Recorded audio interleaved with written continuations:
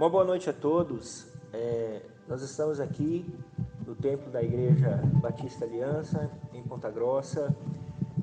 Nós cancelamos os nossos cultos, na verdade, as nossas atividades, e nós estamos, na verdade, trazendo uma meditação para que os irmãos não fiquem sem, para que os irmãos tenham um momento com Deus. Sei que nas suas casas isso vai acontecer, né? Um momento de adoração ao Senhor, um momento de meditação na palavra. Muitos já têm feito isso em família, e isso é muito importante. E nós incentivamos aos irmãos que tirem esse tempo em família, né? Porque será um momento muito bom, um momento onde vai buscar uma união familiar diante do Senhor, com uma comunhão com Deus. Busquemos ao Senhor, né, através disso. E neste dia, eu quero deixar uma meditação para os irmãos, né? Nós vamos estar trabalhando desta forma, via internet, via as redes sociais, para que os irmãos também se alimentem da palavra de Deus, para que os irmãos comam desta palavra preciosa, para que as porções da palavra de Deus manifestem nos corações e se tornemos então praticantes da palavra do Senhor. Quando nós retornarmos com as nossas atividades normais, então nas quarta-feiras nós retornaremos com os nossos estudos sobre o Espírito Santo de Deus. Nós vamos estar lendo uma passagem que eu creio que é muito importante para este dia, que está em Efésios, capítulo 5, do verso 15 ao verso 17, que nos diz assim: portanto, vede prudentemente como andais, não como necios, e sim como sábios, remindo o tempo, porque os dias são maus. Por esta razão, não vos torneis insensato, mas procurai compreender qual é a vontade do Senhor. Meus queridos, meus amados, neste dia eu quero trazer um pequeno devocional. Nós estamos vivendo um momento de crise global, e nós, como Igreja do Senhor, precisamos ser luz nessa terra.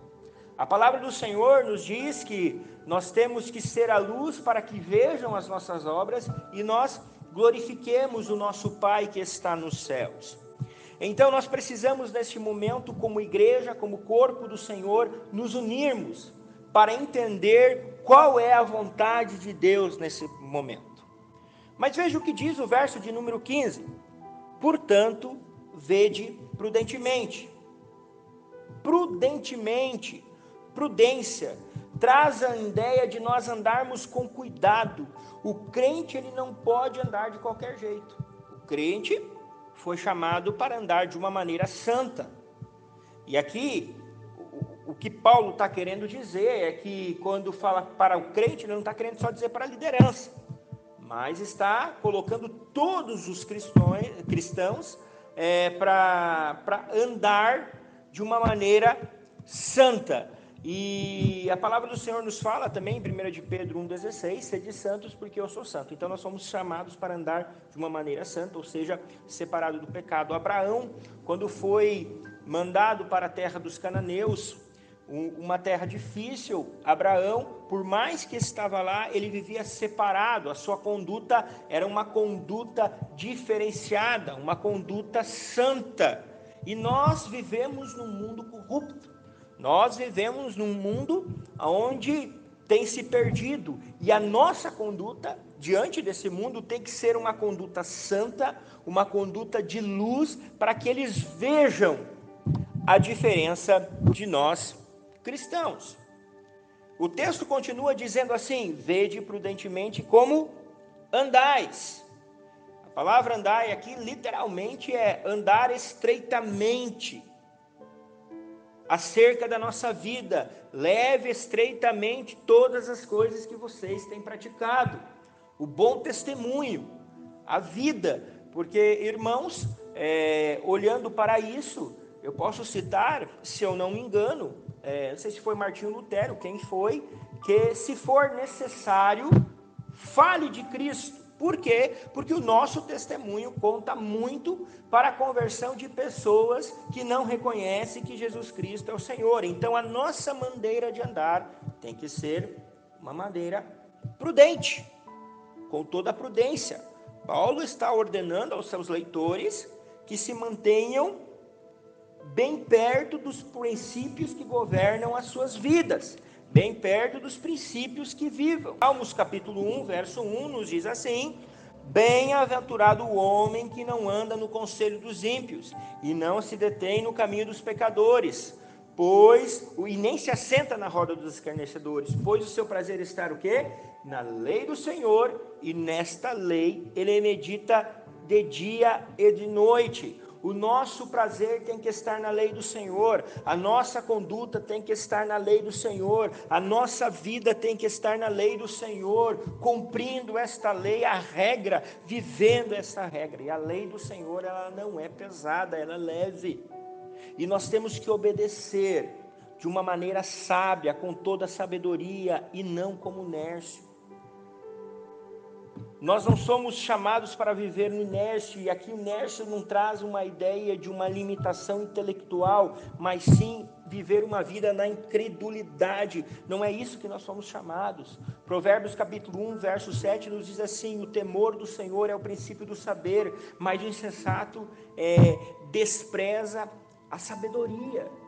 Neste momento nós precisamos andar na nossa conduta sábias, com sabedoria. A sabedoria deve fazer parte da nossa vida. Nós temos que andar nessa conduta e não como um nécio, como um insensato que não sabe o que está fazendo.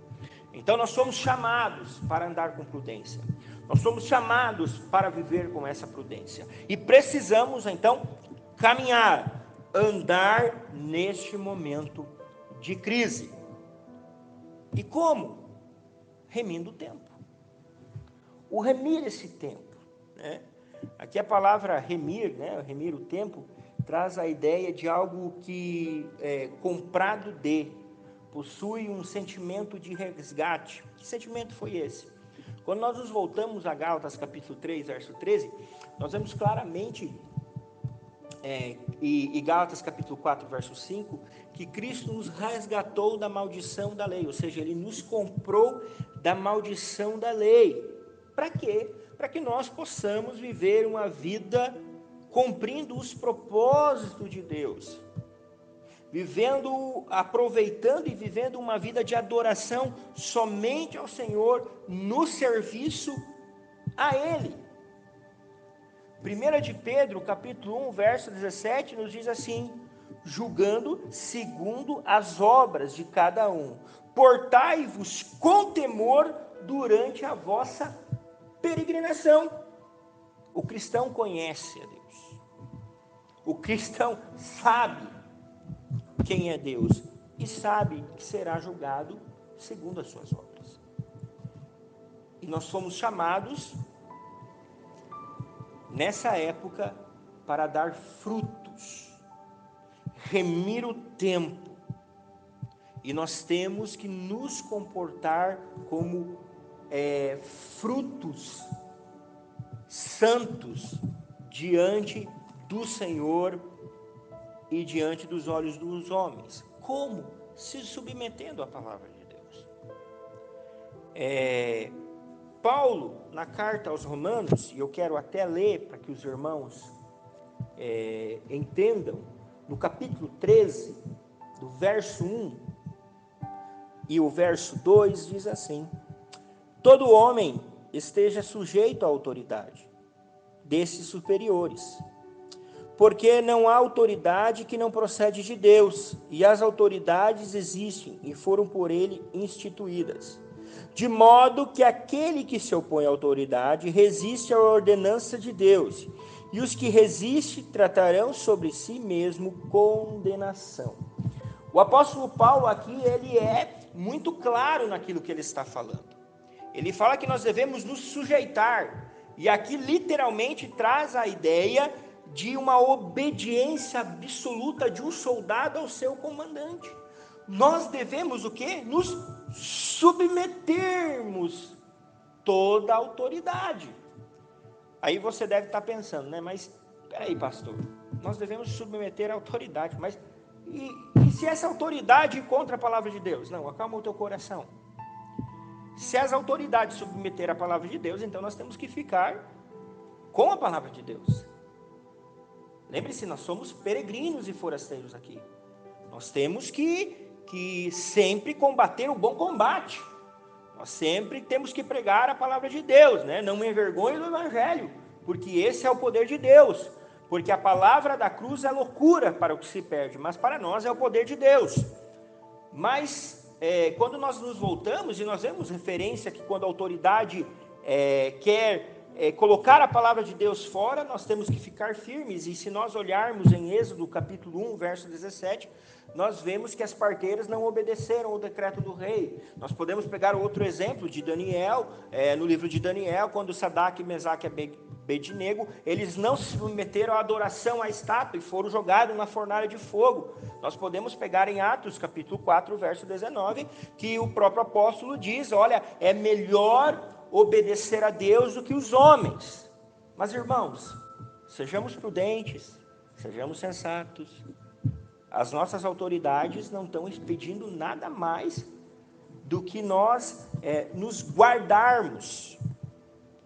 Eles não estão ferindo nenhum dos preceitos da palavra de Deus, mas estão nos ajudando para que nós não chegamos a ficar doentes ou alguma contaminação maior.